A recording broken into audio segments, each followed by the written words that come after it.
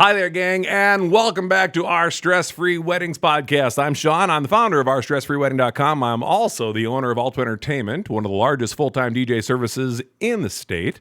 I am joined by my trusty sidekick with me, Mr. Andrew Cruz. Hello. He is, so I have been working on titles for you, because titles are important. Of course. Right? So here's what I've come up with titles for Andrew is Director of Vendor Development. DVD. DVD. We could shorten it. Director of... VD. No, wait. Shoot. We're gonna still work on the titles. We'll workshop that. This is where my head goes during the day. This is what y'all thinking of. Titles for Andrew, important. I don't know. But he's also one of our senior trainers for Alto Entertainment. He's been with us for 8 years. He's really good at what he does. And one of the things he's getting gooder at is the podcast here, too. So it's always good to have you back. And most importantly, we are joined by a guest now. All right. Nicole's here. Hi. How are you? I'm good. How are you? I'm good. I am so excited to have you here as our very first guest. Now, for full disclosure, for our tens of listeners, you and I go back a few years. We've been friends for a while. We have, I've had the pleasure of working with you at a bunch of weddings, and you've worked with a bunch of the crew from Alto Entertainment, so you kind of know us as well. Right. And I have made it no secret that I think your pictures are incredible, and we've got them up on the screen right now. So for those of you watching or listening, actually for those of you listening, you should be watching because we're going to have these pictures running throughout the whole time here. But we wanted to have Nichole here because I want to learn more about why did you get into photography? Let's start simple. Let's start with that. What got you into photography to start with? Well, my mom had gotten me a point and shoot camera when I don't even know how old I was, and I spent my days taking pictures of my cats. And my ultimate goal was I was going to have one of my photos on the cover of Cuddly Cuties folders. Nice. I remember those. All right. Right. I'd gotten one that turned out really good, and I was super excited about it. Did it get on the cover? I sent it in, and I never heard anything. I'm pretty sure they went out of business around that time. So pictures of cats. Late. Here's pathetic. Here's how. This is what I did yesterday. I took a picture. I'm not sure if I can show that to one of our cameras here. So I took a picture. There's our cat. It's Milo. Milo is my new best friend at night. And he was sitting on my lap. I'm like, oh, it's a super cute picture. So you started with cats. So I'm on the right path. Right. Yep. Not too long. So I'm gonna be a pro. When did you kind of realize, ooh, I'm not too bad at this. This is something that I think I could do? Honestly, I had taken a couple photography classes in high school, and it was always something that I really enjoyed. I didn't actually think that I'd be able to make a living off of it, to be completely honest. But, when life happens and you try to figure things out, I was listening to an audiobook. It was called, I think it was 28 Days to the Work You Love or something like that. And in that, I was just waiting for some sort of epiphany, like, what am I supposed to do with my life? And one of the things that they said at one point in there where it was, think of one thing that you can spend hours on and it only feels like a few minutes have gone by. Yeah. And I'm pretty sure I was playing around in Photoshop while I was listening to it. And I'm like, okay, this is maybe something Here's worth your sign, right? pursuing. And so I decided that I was going to give it a shot, and here I am. So when you decided that it was kind of, okay, you figured out you're on the right path. Right. So what age? How old were you when you kind of came to the conclusion, you know what, this is where I need to be? It was 2011, and so we are bad math. So 11 years ago now, right? Yeah, I was 23. That's awesome. It's my sneaky way of saying, how old are you, Nichole? Right. You have to tell the world that everybody knows.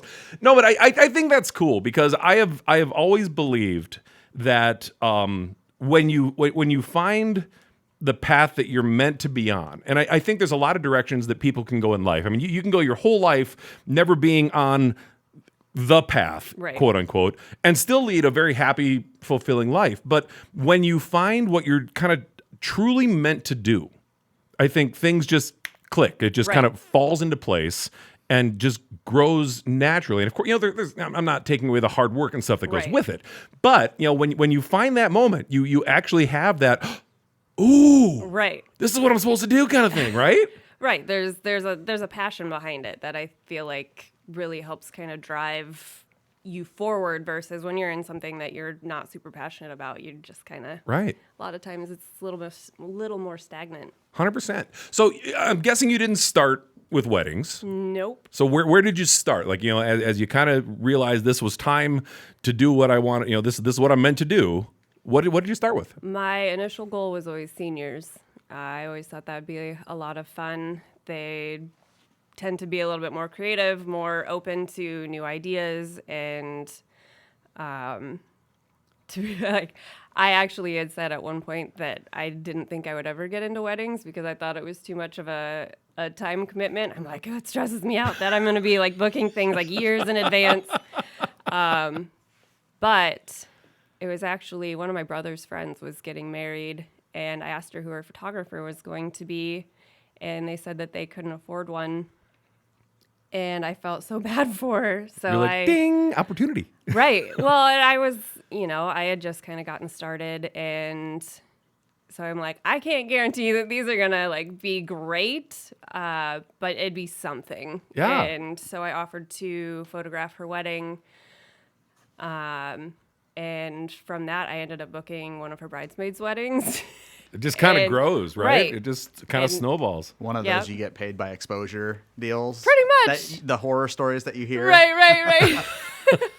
Hey, it worked out. You know what I think is cool, and one of the things that I have kind of always believed. I mean, it's when I interview like new DJs to come work for Alto Entertainment, or even any wedding that I do, anything along those lines. And it's funny that you'd mentioned that you started with family, and one of kind of my core beliefs, and it's really kind of carried over into the Our Stress Free platform, is that we look for vendors that treat their client's day, so that the couple's day, like their family, like it was their own wedding. Like Right. now that I'm older, let's go with more mature. Now that I'm more mature, now my question is when I hire somebody is like, would I trust this potential new person to DJ my kid's wedding? That's my my thought now. And when I was younger, it was would I trust this person to DJ a wedding that I was specifically requested for? Would you treat them like family? And man, I have seen you in action. I have seen the connection that you have with your clients. You just kind of read your reviews or comments to get a good feel for that. But tell me about that connection. I mean, it's so blaringly obvious. Just talking to you for a couple seconds, how you connect, with people very naturally. So here you are with somebody, it's the biggest day of their lives. They are nervous as heck about every single thing. And, here you are, you're kind of the calm in the storm. How do you connect with your clients? Well, I don't know. I usually meet with my clients numerous times prior to their weddings. So I feel like by the time their wedding day comes along, we've already established a bit of that connection and that trust. I prepare them in advance with schedules and timelines and all of this stuff, and I flat out will let them know. I'm like, I've done this a few times. I've got time in there. Like I build time into the schedules so that if things aren't going to plan, which they usually don't, we're still okay. Yeah. And so ultimately my goal is to allow them to enjoy their day Right. without the stress. I am in charge of schedules and making sure everybody's on time. Right. And just trying to stay out of the way. I think one of my favorite compliments that I've gotten so far, I had a couple come in and we were going through their wedding photos, and we got to one where his grandmother was talking to him before the ceremony. This was at Nazareth Church, and so I was kind of shooting through the doorway into what is that Like little the atrium? Like the entryway into the entryway chapel. into the chapel. And that was one of his favorite photos. He's like, I didn't even realize you were there. Yeah. And that's the goal. Like, my goal is to be able to hit this microphone. Come here a and few break times. stuff. We're gonna let her finish this amazing story, but we're gonna circle back to how you came in and changed everything that I had spent all day setting up, right when she got here. So Yep. having a photographer come in to interview us, huge mistake. Next time, Hey, no, we got Zoom. it. We got it figured you out. did. So no, but let's get back because I think this is so important. There's. It's the candid moments, especially during a wedding, because of course, as a photographer, you're going to have your go-to must-have shots. Right. You're going to have the family, you're going to have the just the bridesmaids, just the groomsmen. You're going to have all the must-have moments, and those are the pictures that people will look at. And they're like, oh, I love them. But it's the candid shots. It's the shots that the couple doesn't know you're taking a picture at that time. Right. That's what really, I think, gets them. Those are the Right. pictures they hang up. Yep. Those are the pictures that make it to the wall.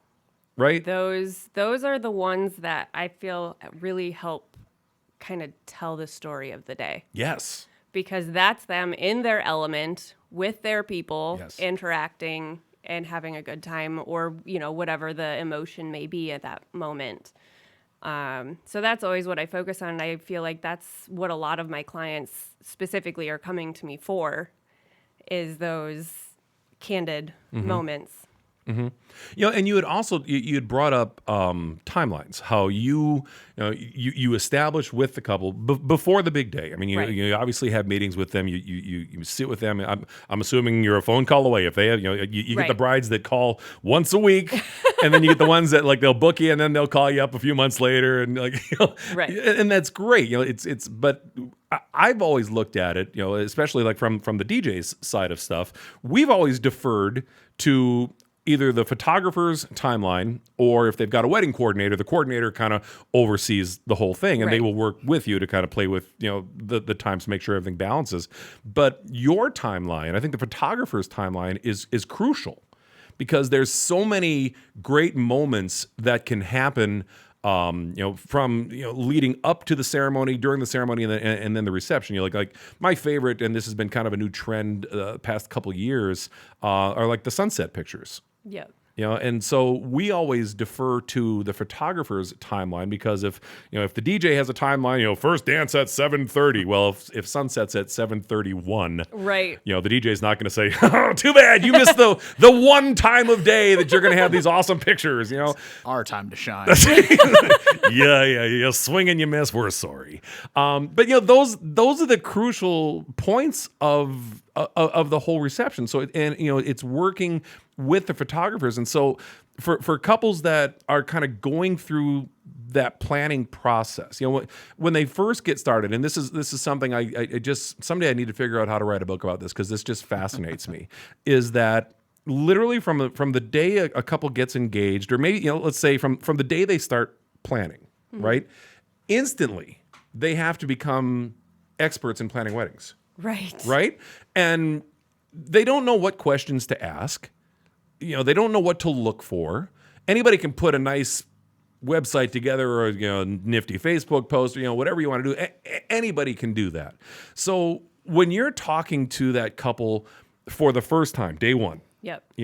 what do you do to kind of help assure them that, hey, I got you. I'm going to make your day amazing. You know what I mean? Honestly, Is there anything that kind of specifically, or is it just being nice? Honestly, I feel like my ultimate goal is to establish that connection, Right. that trust in general. Just because, I can tell them until I'm blue in the face that I'm going to do a good job. But unless they feel comfortable with me, we're not going to have that connection, or that there's not going to be that depth of trust. I mean, at this point, I feel like my work kind of speaks for itself, so I don't necessarily have to try to convince people. However, building that connection with people is my ultimate goal. And that shows. It really does. And it's your work and your reputation. I mean, you've been doing this a while, especially in this market, but you've been around a good portion of the state, I'm sure. Right. You guys you win the wedding game. Photographers win the wedding vendor game.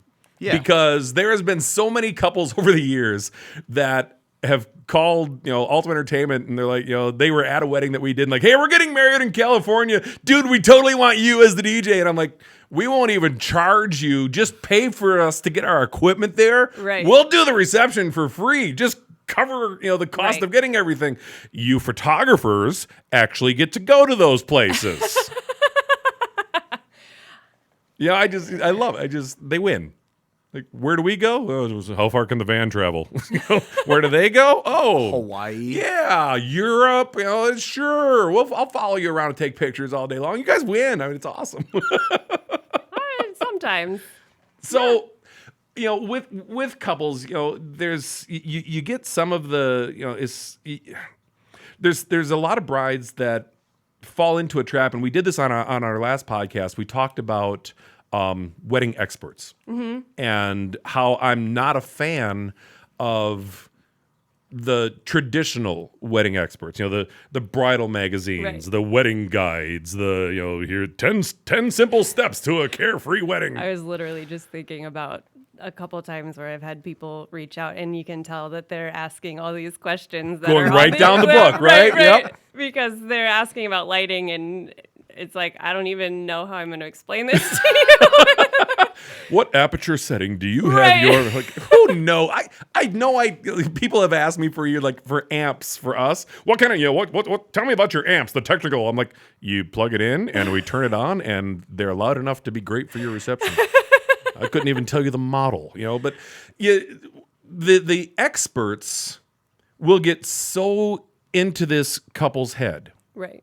Because they're writing from LA or New York or Chicago or Dallas, wherever it is.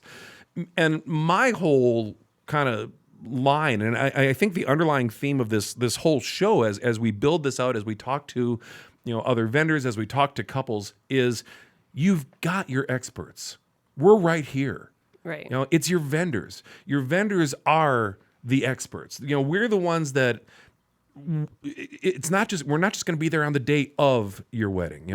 I'm guessing if a bride has a question for you, and it's 9 months before her wedding or a year and a half before whatever the date is, Right. It's not like you're going to say, "No, you're good. I don't need to see you for 10 months. We'll talk. We'll figure that out then." Right. So if they lean on you and just trust your expertise in weddings, they will have an amazing stress-free day by default, Right. right? And so what's your preparation? Like you had talked about like timelines and stuff. Like when you're preparing with the couple, how detailed do you go? What do you do to kind of help put their mind at ease? Like, do you talk about kind of a schedule of shots, like when you're going to do what, or how does all that kind of come together? Well, I usually figure out ultimately when the big times are, the ceremony start time and the reception start time, when they're going to have dinner and all of that stuff. And we just kind of based off of, I'll ask them like how big their families are and how big their wedding party is. And I'll kind of base the timeline and how long each group is going to last based off of that. And then ultimately, beyond the main events where I need to make sure that everybody's there that needs to be there and all of that, my goal is just to capture kind of what's going on. I do have them, we usually meet about a month before their wedding. Sure. And I'll figure out, like, are you going to be having any mementos or anything that I need to be aware of. I mean, some people will sew little hearts on their dresses. Oh, and you've or got they, we've had some of them come. I mean, some of the static shots where you get like like the rings, like kind of the posed moments like that. And you are so awesome at capturing that. There's one of them that sticks out in my head where the gown is hung in a window. Do you remember that one? Yep. Where was that? Do you remember where that was? They're It looked like one of the like a barn kind of wedding or one of the barn reception places. the barn reception. It's I'd have to look at where the specific picture is. I've- but it's I've- a gorgeous. I mean, the lighting with the dress hanging with the light behind it, and then you've got kind of the shading on either side. It's beautiful. Like, go to her website. It's on her website. I'm wondering if that was the one. It was in Cedar Falls. I can't remember the name of the church, but it's. It was in a church, but yeah. So with those kind of pictures, with the kind of let's call them the staged pictures. Yeah. Is that stuff that you kind of go over with them in advance? That or do you ask? Do you have any specifics? Do you want a shot of the rings? Do you want a shot of the bouquet of Was the it dress? that one? Yeah, that was it. It just came perfect. Yeah, it was that one. Yes, That one. See, that's why we've got the big Right. screen there. There we go. Yeah, I typically will let them know like what I'm going to need in advance. I try to do those detail shots and stuff before we get into her like getting her dress on and all of that. Sure. So I'll let her know like these are all the things that I can photograph. If it's something that you want photographed, just make sure everything's together. Mm-hmm. And even if they're not there, I'll get there and I'll find everything that I need and go and get those shots for Sure. them. So, really kind of to summarize what you've been talking about with a lot of this is that couples, as you're going through that planning process and you're looking to your photographer, because usually when people get engaged, they will book the reception hall first, right? And then DJs and photographers usually tie for second. We're kind of it's the big three. It's the venues, it's the DJs, it's the photographers. So as these couples are kind of getting started, if you're listening to this and you're just in the beginning planning process, and this is actually a show that Andrew and I are kind of putting together for down the road where we don't need as good of lighting because it'll just be me and you. We're gonna come back to the lighting, but. One of the things that couples should know going in when they're looking and researching their photographers is, are they someone that's going to step up and really kind of sketch out that timeline? And again, kind of a spoiler for next show or one of the shows coming up is that there's different stages and different creations of timelines. There's the timeline that the couple first does when they first get engaged. They've got a timeline. Right. And it's usually really, really, really, really, really wrong. But it's they're all excited. They're Where like, they think it's look gonna what I take did. 10 And like, minutes to take the family photos. yeah, which is okay, cool. But it gives you something to work on. Right. And then there's the kind of the first step of the kind of professional timeline would be with the photographer, because you'll be able to step in and say, yeah, this is a great outline of how we want to do things. You get an A check, or a check plus or whatever that is. But now let's kind of put it together in time. And then ultimately, like, my favorite word with couples is the word ish. Ish. ISH. It is magic. For planning a wedding, it is even more magical on the day of. And the same thing applies to photographers, I would assume, is that you can't say, okay, we're going to do, wedding party pictures are going to be exactly a half hour before the ceremony. So the ceremony's at 4, at 3:30. We are lined up and we're good to go. Right. Never happens. No. Never happens. So, so kind of where I was going with this is couples, as you're looking for your photographers, find one that will help you put together an order of events, a timeline that you can kind of look to, but also know that, and I'm going to be really corny here because I can, don't be married to your timeline. Right? To be able to pivot and adjust. Because I've seen other photographers out there, I've seen other DJs out there that are so rigid and they're so stuck with that. And these are the things that the wedding experts in those magazines won't tell you about.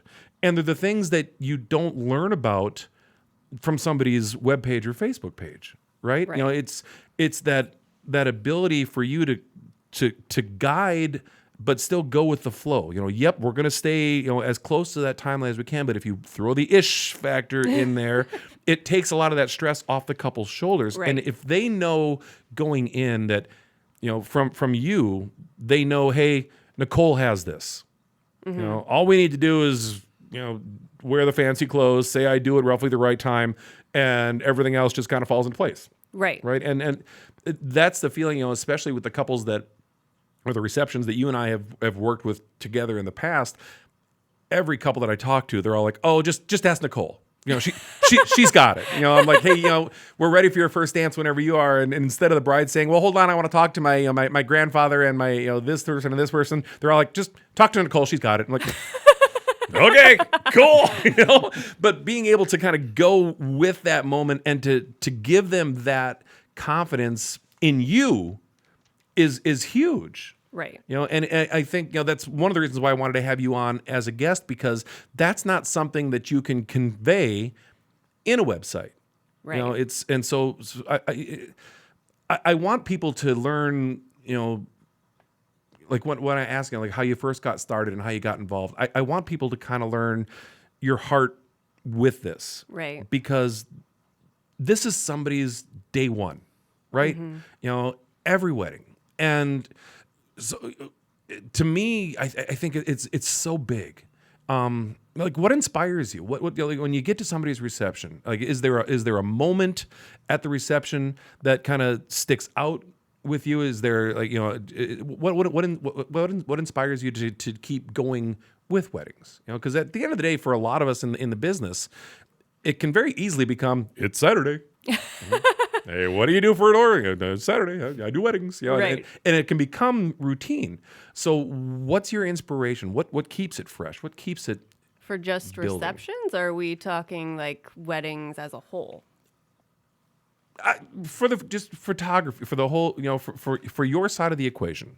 Right. What is there, like one moment that you get the, aw, it's like, oh, it's so cute. Yeah, you've seen 100 of them, but at every wedding, it's an awe moment at all 100 of them. Right. Does that make sense? Like for me, it's their first dance. Yeah. I've done thousands of weddings, and but at every time their first dance, it doesn't matter if you've got 10 guests or 10,000 guests, for that 3 minutes and 47 seconds on their first dance, when it's just them out there on the dance floor, that's my awe moment, So do you have like an awe moment, like when you're shooting, whether it's the ceremony or the reception?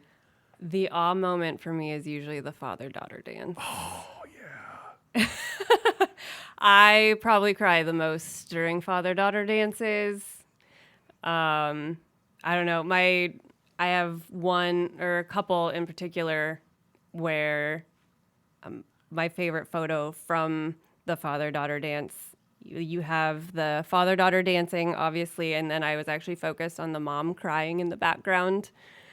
I loved that one. Yes.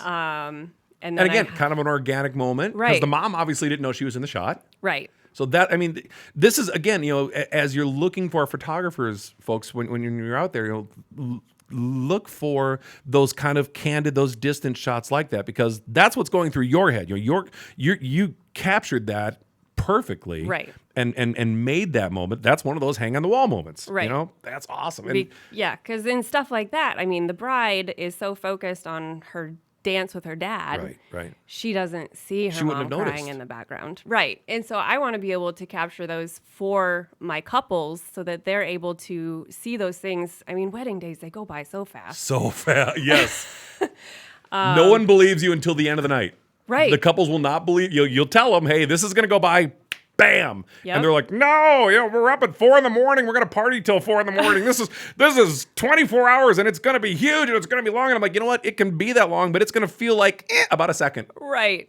Yep. So capturing those moments. Yes. Everybody told me that. And on my wedding day, I remember specifically standing there thinking, all right, I'm living in the moment. We're living in the moment right now. I got to remember all the details. And honestly, I remember those details in that moment when I was thinking about it, and everything else was a blur. It does. Right. No, it's one of the things, like what I tell couples during like our kind of final check before their wedding. One of the things I always recommend that they do is find the opposite corner of the room. And so you got all of the guests that are kind of congregating, dance floor, bar, kind of main area. But there's always that one corner of the room that isn't occupied by a lot of people. And I always tell couples, find that corner and just go. Don't tell anybody. Just go and watch your reception. Yeah. For like 10 seconds. It doesn't have to be a big, we're hiding in the corner for an hour. Right. Although some couples, they like to do that, but hey, teach their own. But to find that moment, because it gives you a perspective of all of this amazing thing that's happening because of your big day. And it's so easy, like you said, like that bride that missed that moment with her mom because she's focused on her dad. Right. So she missed that moment. So to take a step back and away for just a second or two, I think is so important. And that's, I'm so jealous because that is a great awe moment, is the father-daughter dance. I've got all boys. So I never get to have that moment ever. So no.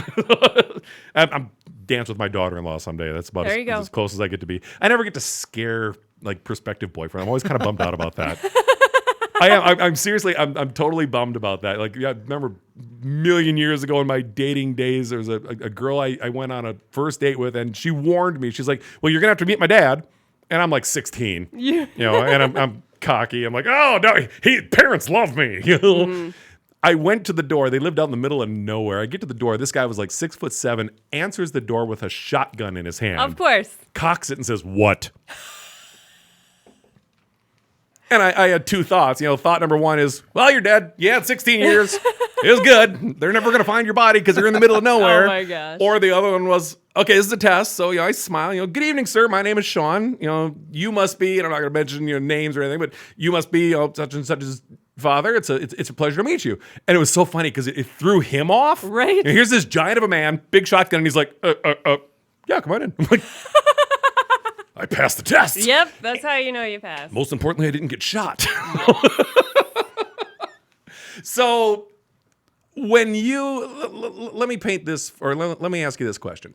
Let's say you're talking to a couple, but you're already booked on the date that they want. So you're already booked on their wedding day. So you don't have to run the risk of losing any business on this. Right.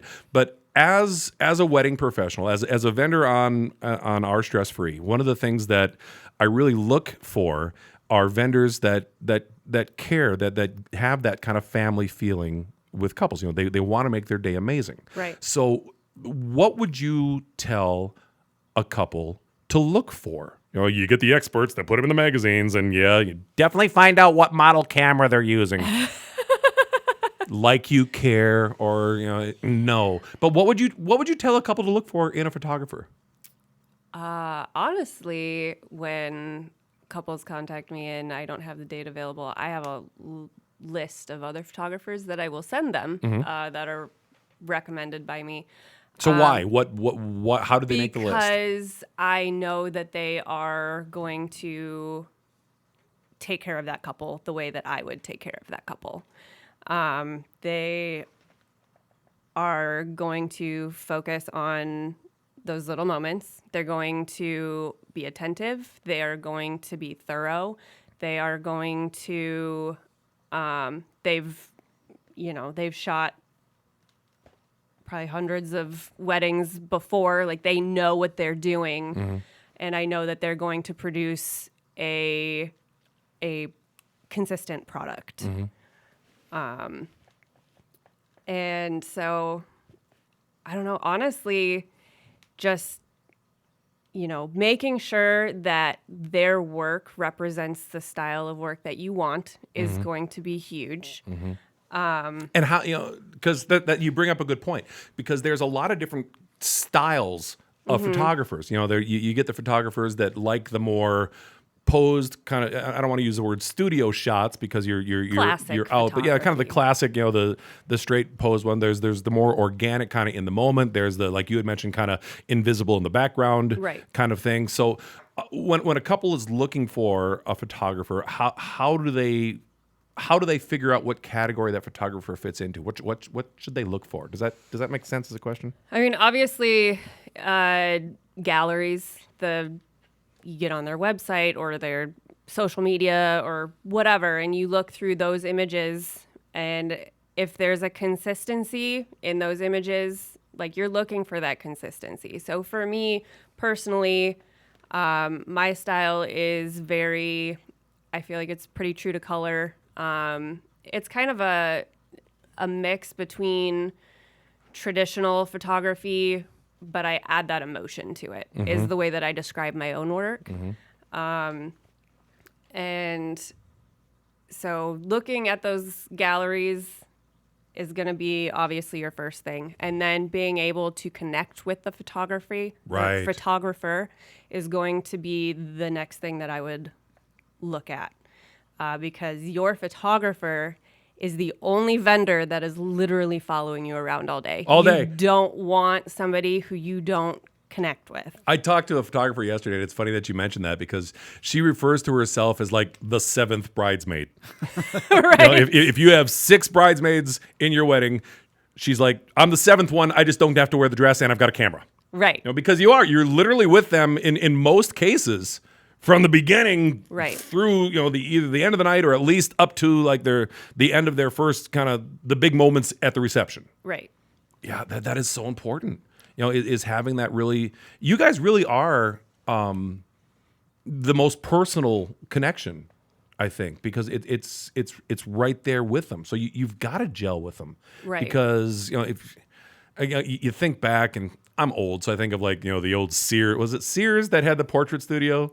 Yes. Sears Portrait Studio. And JCPenney. Where they, look at the little squeaky toy. Everybody smile. My parents would threaten us with that. If you don't start behaving, we're going to go to, and it was a 45-minute drive for us. This on was a a threat. Sunday. Yeah. We're going to go to Sears and we're going to get pictures taken. Be good or it's family picture time. Most parents are like, timeouts, taking away things. Your family's like, you're going to have to be nice to each other and take pictures. Right. His mom listens, so be careful. She yelled at me after our first podcast. She didn't yell at me. I love you. Don't worry. She totally yelled at me. Andrew didn't get enough time on the mic. You probably deserved it. Yeah. No, I'm not going to argue with that. It's like my wife pointed out to me. I had sent her a rough cut of like our first show. And she's like, well, it sounds good, but the microphone's blocking your face. I'm like, babe, it's a podcast. You don't need to see this.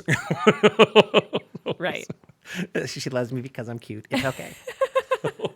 What do you think is, what's the biggest mistake a couple can make in their photographer? What is the biggest thing they can do? Or a list, if you got a list. Honestly, I guess it's really going to depend. The biggest mistake, or maybe it's not even necessarily the biggest mistake, but the biggest risk that you are going to run when you are going purely based off of price. Like, I understand budgets. I totally get it. At the same time, if you're spending $1,000 on your cake, but you only want to spend like $200 on your photographer. The cake's getting eaten, and you don't even have good pictures of it. One's gonna last. Yeah. It better be damn good cake. Right. That was just the first thing that popped into my head. No, but that's 100% true. Right. And especially with photographers, what I tell couples. If they talk to me, really early in the planning process, where they're still trying to figure out, if they're just kind of calling around just to get a feel for things. Right. Honestly, I tell them, and here I am, I run a DJ business. That's how we make our living. But I tell them, when you're figuring out your budget for vendors, your number one budget thing really should be your photographer. Yeah. Because at the end of the day, and not to take anything away from being married, which of course is the most important part of the whole thing, right. But at the end of the day, what you're left with is your memories, and your photographer is the one that's documenting those memories. Right. The big ones. Everybody's got their phone, and that's great. You'll get a whole bunch of selfies from 10-year-olds. Enjoy. But, to have those really, it's not just the picture. I mean, if you look at some of the work you do, I mean, the lighting and the editing and the stuff that you do after you take the picture. I don't know if a lot of people realize that as a photographer, there is so much more than just point, click, and move on, right? I mean, all of the post work that you do, like for us, after this show's done, it's going to take us, 3 minutes of post. We're going to edit out all the stupid crap at the beginning where we were just kind of talking, and we're going to say, it's done.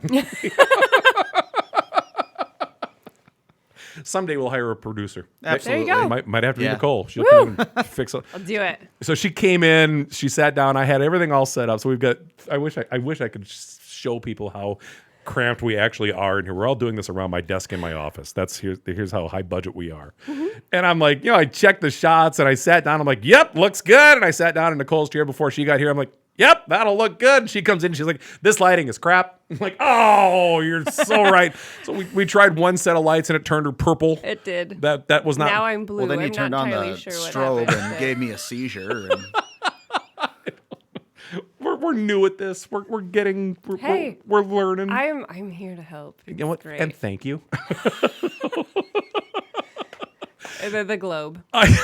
Hey, come on. Those are awesome. is a pretty cool now that globe. we know we're going to have the diplomats table in place, Yeah. because you truly look like you're in a Senate hearing right now.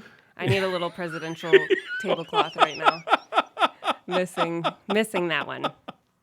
Oh, I love it. So yeah, we're totally going to use the table and definitely we'll do better lighting. Like my kids, because Kobe had when he was streaming for gaming, and he actually like made some money doing it, which is That's the awesome. worst irony of a parent ever. Because Right. when I grew up, video games were just becoming a thing. Right. We were far from the online gaming and all of that, but it was get your homework done before you turn on the Atari 2600 that I had, because I was really good at Pong or whatever the stupid game was.